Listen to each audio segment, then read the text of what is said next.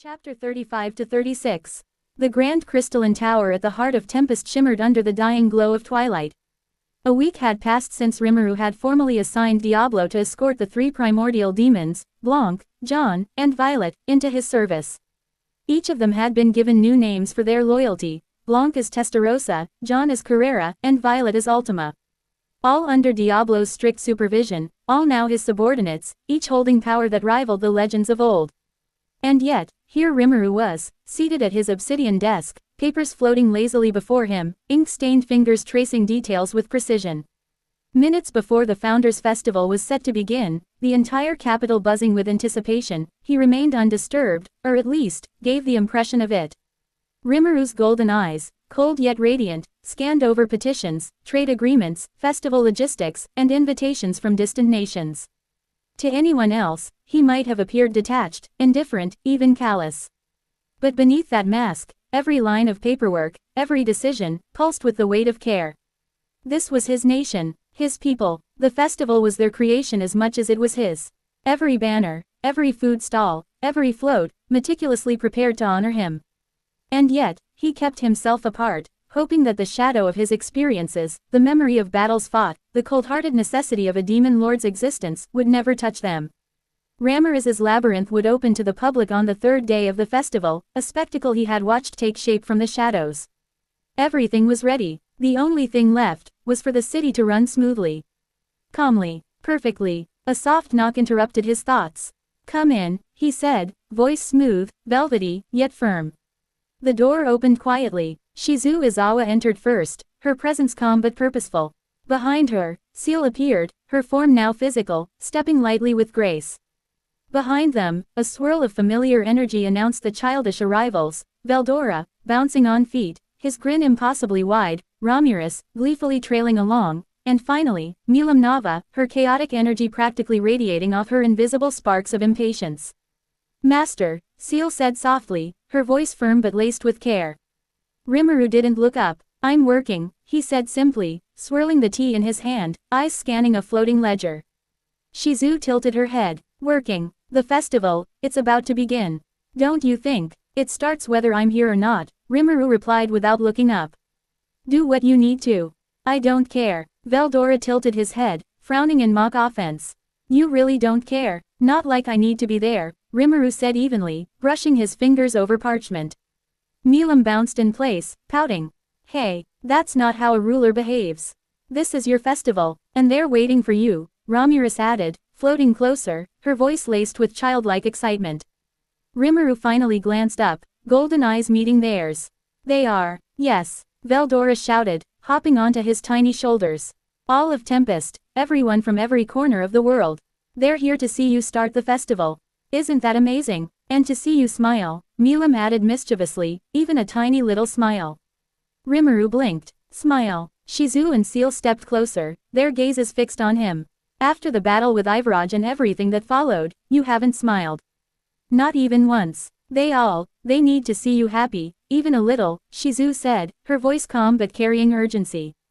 Ciel's hands twitched slightly, her eyes softening as she added, "Master, the citizens, they've been preparing this festival for you. For your happiness. Don't deny them." Rimuru's lips pressed into a thin line. He let out a slow breath, shaking his head slightly. I don't." Veldora jumped, flapping his little arms dramatically. "Don't say you don't care. This is your day, Tempest's day. It's all for you," Ramirez added, clapping her tiny hands. "We all want you to enjoy it, even if you try to pretend otherwise." Milam twirled in a circle, her laughter ringing like chimes. "Yeah, we've waited so long to make you smile. Don't be stubborn." Rimuru's eyes softened, ever so slightly. The words, the childish enthusiasm, the genuine concern, it stirred something he had been suppressing for far too long. His fingers curled around the edge of the desk. His voice came out in a quiet sigh, low and reluctant. "Fine, I'll come," he said, finally rising, the weight of his authority settling into every measured movement. Shizu, Milam, and Seal moved swiftly, almost in unison, guiding him toward the exit. Veldora followed immediately, Ramirez floating beside him, as they navigated the corridors of the Grand Castle. The doors to the castle opened, and for the first time, Rimuru truly saw it. A sea of faces, citizens from every corner of the world, all waiting for him.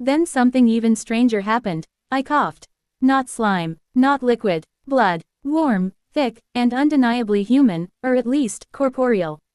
I froze mid-cough, staring at my palm as crimson droplets fell onto the stone floor. How? I am a slime. I don't bleed. Not like this. When did this happen? I tried to push myself to stand, ignoring the screaming pain in my chest. My left hand reached for a nearby stone to steady myself, and the jagged surface sliced through my palm. More blood, more pain. My body, my mind, my entire existence, it was betraying me. I gritted my teeth, forcing thoughts together, trying to understand what had happened. Every instinct told me to analyze, to stabilize, to regain control, but my form felt fragile, vulnerable, and I hated it. I called out, not aloud, but in my mind, Seal, can you hear me? Answer me. Nothing. Silence. Seal, I need you. Now, please. Still nothing. Seal, my voice grew harsher, desperate. Respond. Tell me something. Anything. The silence gnawed at me. Not even her voice in my mind. My breaths came faster, shorter. The pain in my chest pressed against my lungs now, as if I were suffocating in my own body. I struggled to focus, panic clawing at the edges of my mind. And then, calm, mechanical, unmistakably artificial, came a voice. Noticed. Magical's poisoning detected. Instantly, my instincts flared. That voice, that analytical tone, it was Ciel's, but not her. Not fully. Something AI-like. And yet, it carried her cadence, her calm precision. My mind raced. Ciel, you're here. What's going on? I forced the words through panic and pain. Negative. Individual name. Ciel, unknown. Unique skill. Sage, active. Analysis ongoing. Wait, what? Unique skill Sage, not Ciel. Then, what the hell is happening? Panic rose like a tide. My chest burned, my blood burned, and every second without clarity felt like an eternity. Warning. Due to high magical's density, magical's poisoning ongoing. Adaptation needed. I clawed at my thoughts, trying to ground myself. Adaptation. How? How am I supposed to adapt in this state? My body feels wrong. My form, everything, is wrong. What do I do? Tell me what to do. Suggestion. Use unique skill predator to absorb surrounding magicals, generate magic core, and implant. Success rate. 10%. Warning. Unsuitable for human body. I ground my teeth. Just do it already. I snapped, voice ragged in my mind. Confirmation required. Use predator. Yes, no, yes, damn it, do it. The sensation was instantaneous. My left hand convulsed, pain erupting like molten steel. Blood spurted, but it was immediately absorbed into a swirling black vortex, a visible manifestation of magicals being drawn from the surroundings. I screamed, eyes watering, as the vortex twisted, shrieked, and vanished into nothingness, leaving me trembling. My other hand followed, pain exploding in waves as my body struggled to adapt to the absorption. Analysis. Magicals absorbed. Magic core generation in progress. Body adaptation underway. I forced myself to focus, grit teeth, and ignore the agony. My breathing was shallow, each inhale a battle. This is insane. I am a true dragon. Incarnate. I shouldn't feel pain like this. But I do. Every nerve, every fiber of what I thought I was, is screaming. Magic core suitable for human body generated. Implantation ready. Do it. I shouted mentally, fists clenching the floor. Just implant it already. Implantation commencing. Estimated success rate. 99.99%. The pain intensified as the core integrated with my body.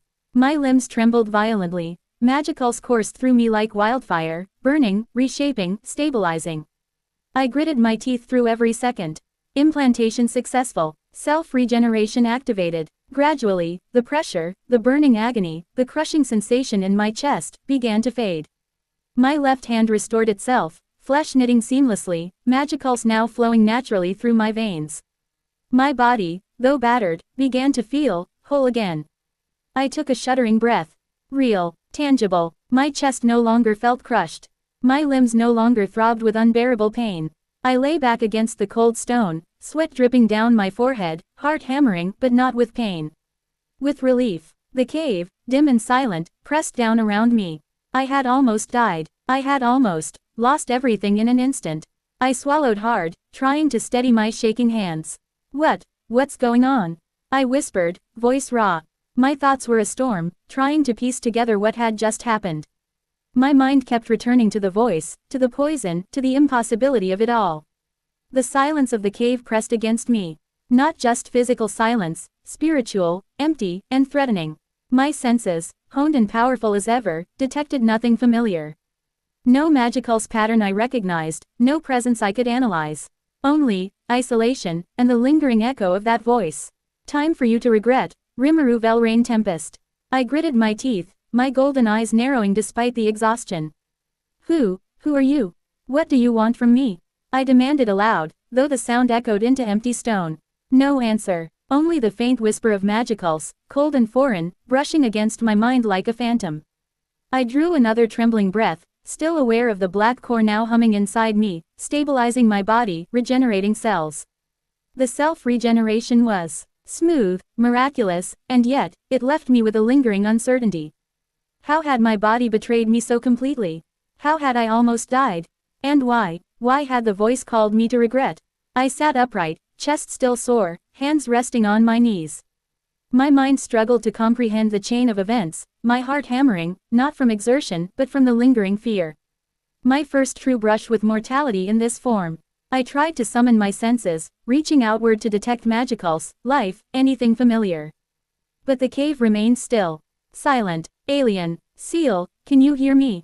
Answer me, I said again, my voice breaking the silence, almost desperate this time.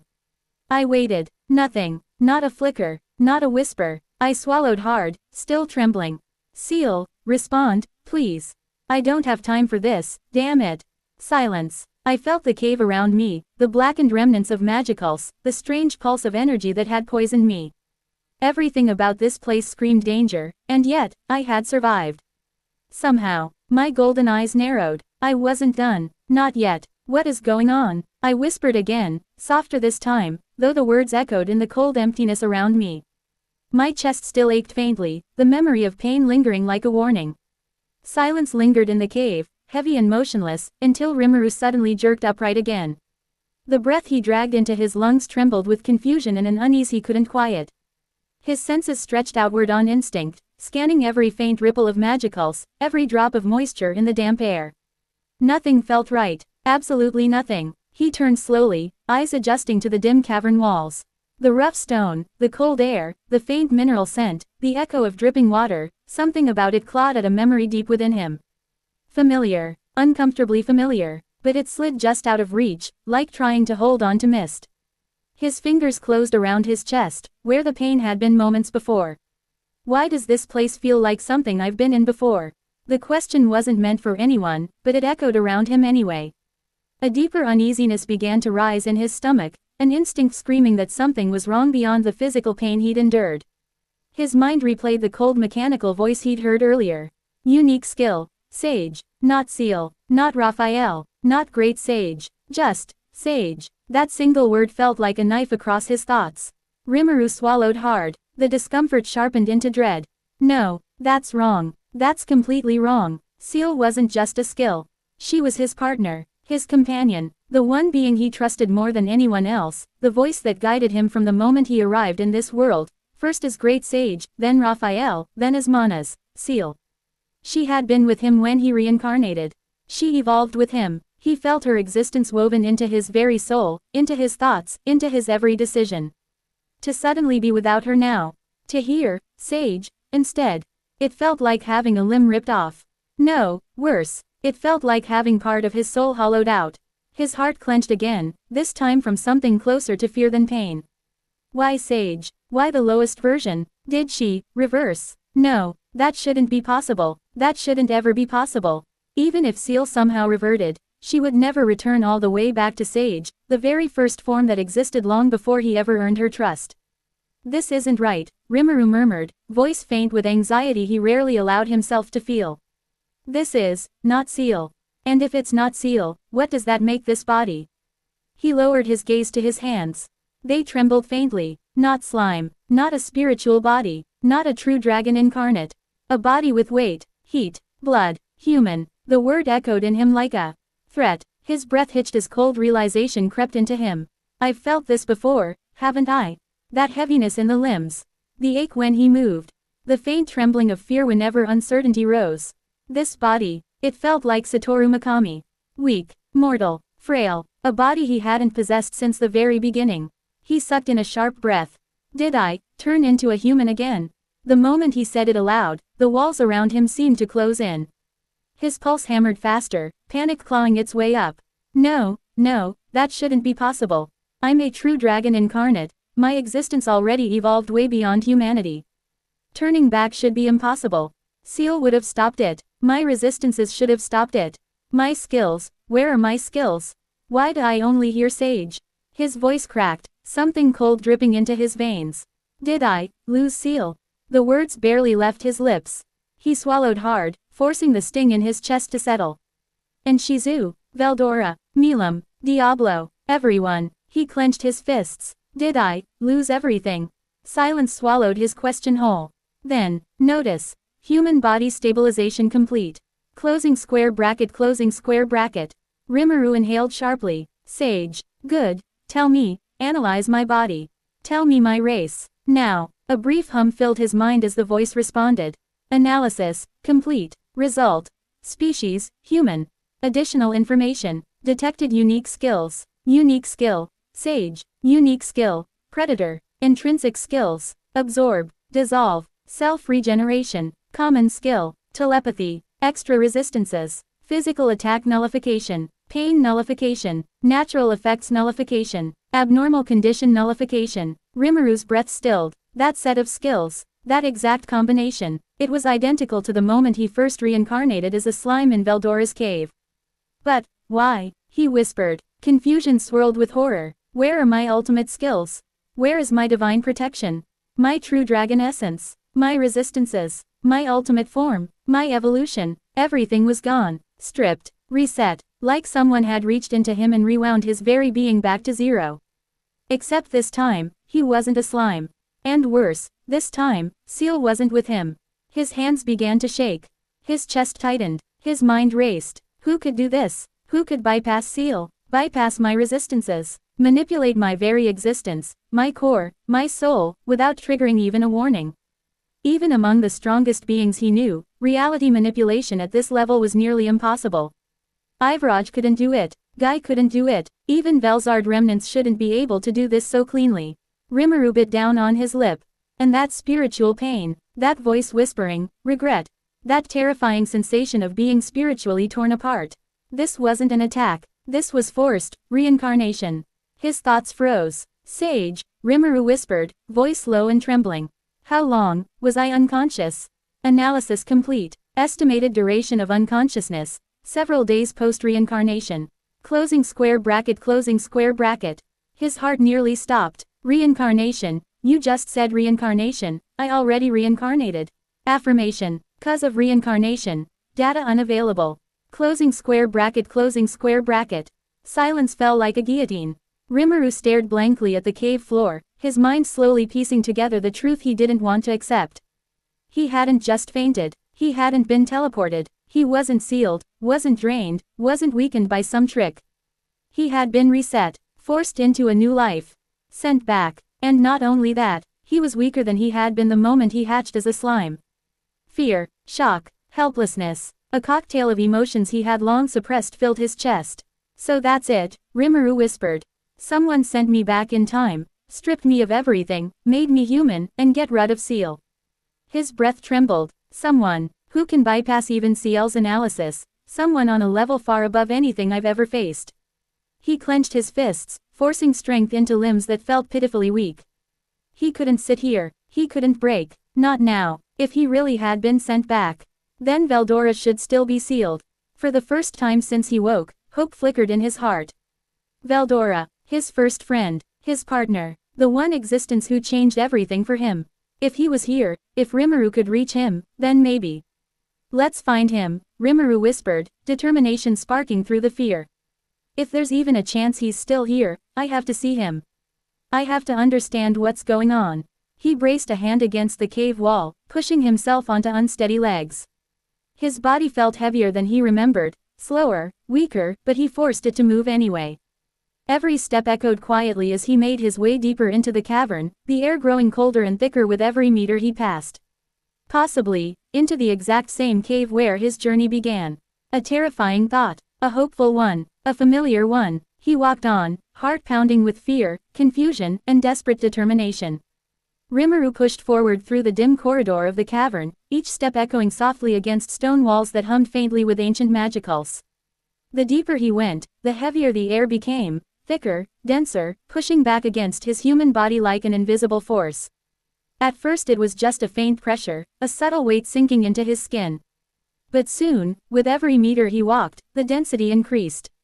His lungs strained, his muscles trembled, the magicals in the cave was so concentrated it felt like walking through deep water, heavy resistance pressing against every movement. He clenched his jaw and kept going. My body can't handle this like before. This was the first time he truly realized just how fragile humans was. No ultimate resistances, no dragon body, no spiritual constitution. Just a human frame, barely strengthened by the few intrinsic skills he retained. After 15 minutes, sweat rolled down his spine. After 30 minutes, his legs shook. After 45, his breaths came sharp, shallow. And finally, after nearly a full hour, he felt it. A familiar presence. An overwhelming, storm-like aura swirling from much deeper inside the cave. His heart jolted. This is Veldora. I remember this exact place. Strength surged through him, enough to pick up his pace. He pushed himself into a run, clumsy, painful, human, but driven by pure instinct and desperation. The cavern widened, and then, there he was. A massive sealed presence, swirling inside a barrier of unimaginable power. The sealed domain pulsed with overwhelming magicals, turbulent and wild, yet held in perfect stasis. Rimuru stumbled forward, breath trembling. Veldora. Before he could take another step, a booming voice shook the chamber. Who dares trespass into my domain?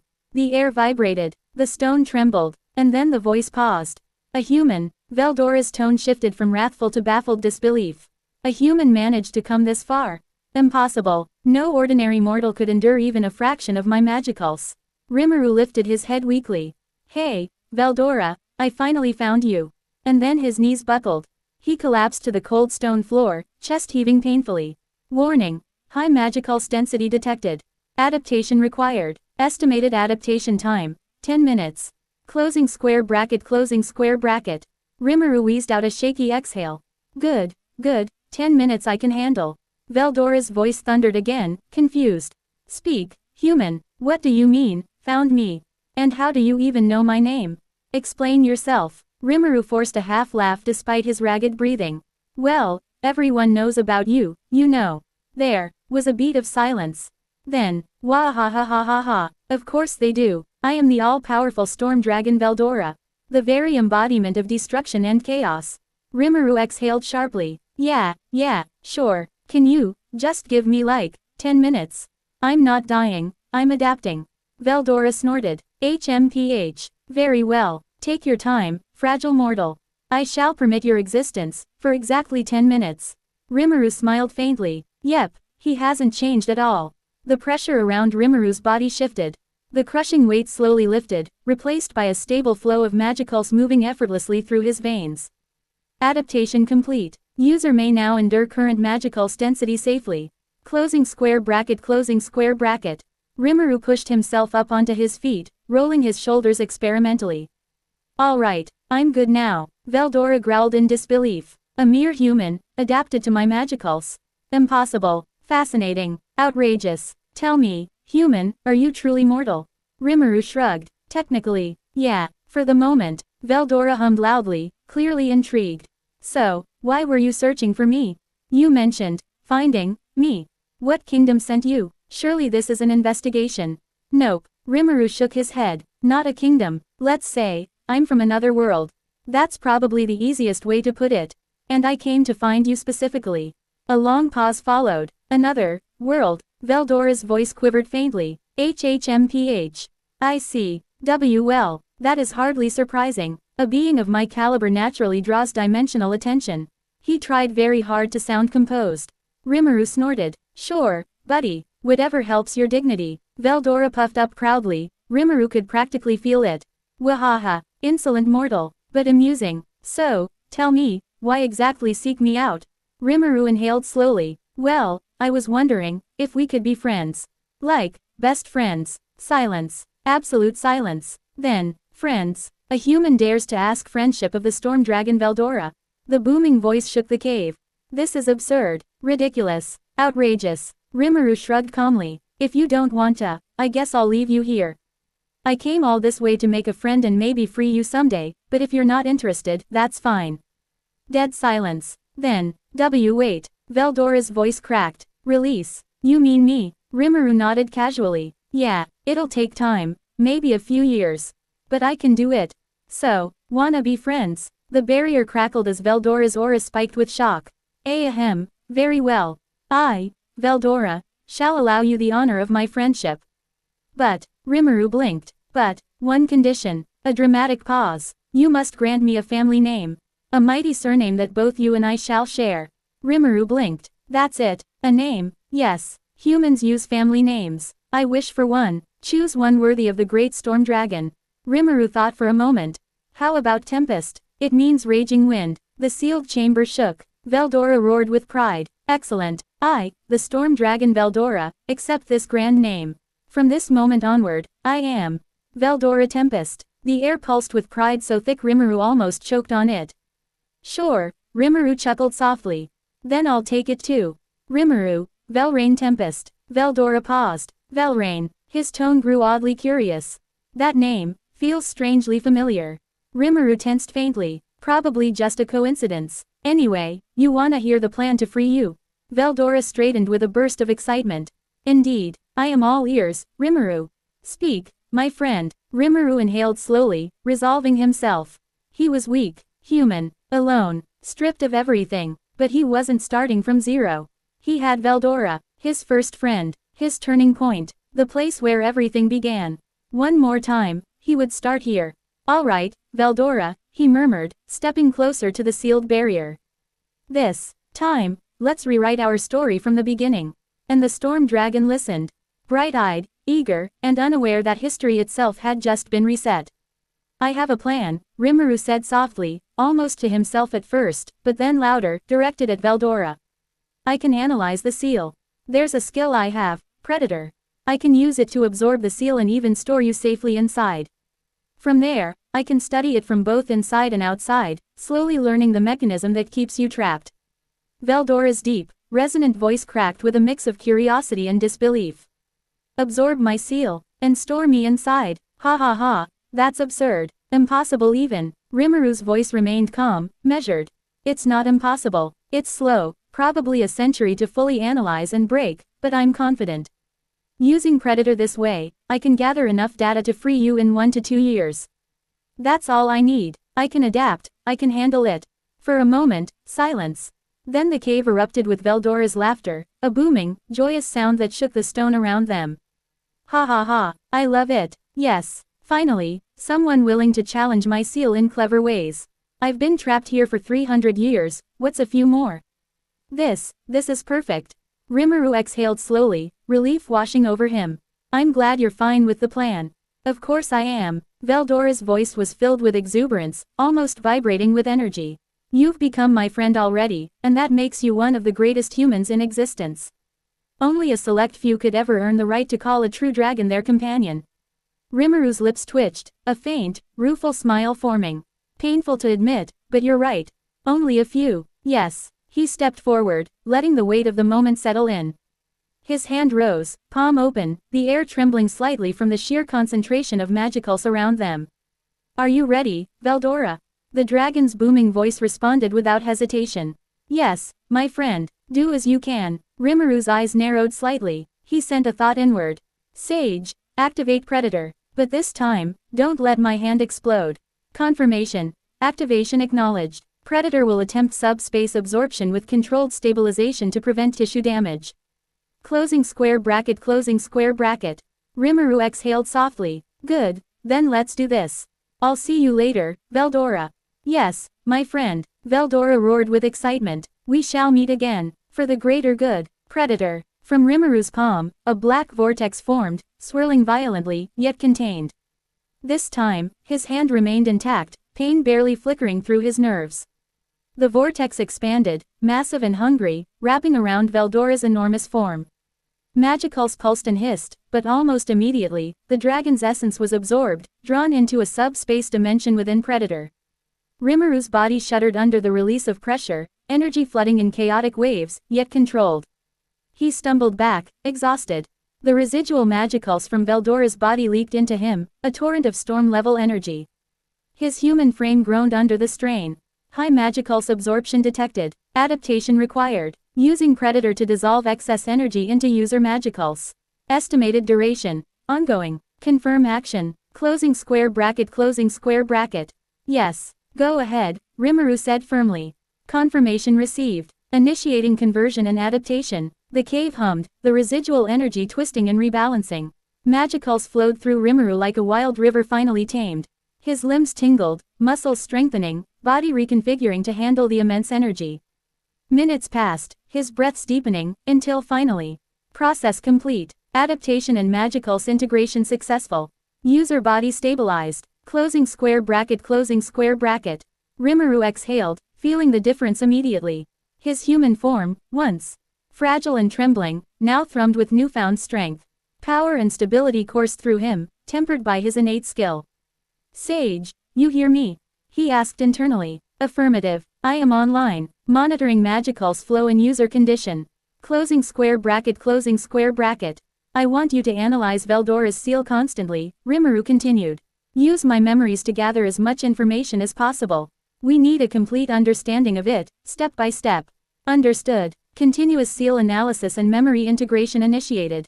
Estimated data accumulation ongoing. Closing square bracket. Rimuru exhaled, the weight of responsibility pressing on his shoulders. If my assumptions are correct, I might even be able to bring Seal back. His mind sharpened, but I need to be more careful this time. No mercy, no hesitation. I'll do what I have to do, even if the world resists me. He clenched his fists, eyes narrowing as the storm of determination solidified inside him. I'll burn the world to ashes if it means I can bring Seal and Shizu back to where they belong. So be it. Slowly, deliberately, he began walking toward the cave's upper floors, each step firm, human legs carrying the weight of a new purpose. The light from the entrance above was faint but promising, and with each meter, the resolve inside him solidified. This time, he muttered under his breath, voice low but filled with fire, I'll show the world what kind of monster I am. The cavern stretched upward, winding and treacherous, but Rimuru moved with certainty. Each step carried the memory of everything he had lost, the knowledge of what he had become, and the determination to reclaim everything he held dear. With every passing second, Rimuru Velrain Tempest felt the world narrowing down to one singular truth: survival, strategy, and the relentless pursuit of restoring what had been stolen from him. And this time, he would not fail. The cave air grew warmer as he ascended, carrying the faint scent of the outside world, mixed with the ever-present tang of magicals. Shadows shifted along the walls, reflecting the slow climb, but Rimuru ignored them. Nothing in this world would distract him from his goal, not fear, not doubt, not the weight of his own mortality. He paused for a brief moment, glancing at the black.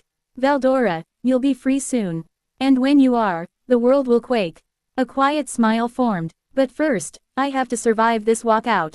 I have to endure this body, this world, this time, until the moment comes when I can unleash everything I've prepared. And with that, Rimuru pressed onward, step by determined step, leaving the depths of the cave behind him, climbing toward the light, toward freedom, and toward the reckoning he had promised himself. To be continued.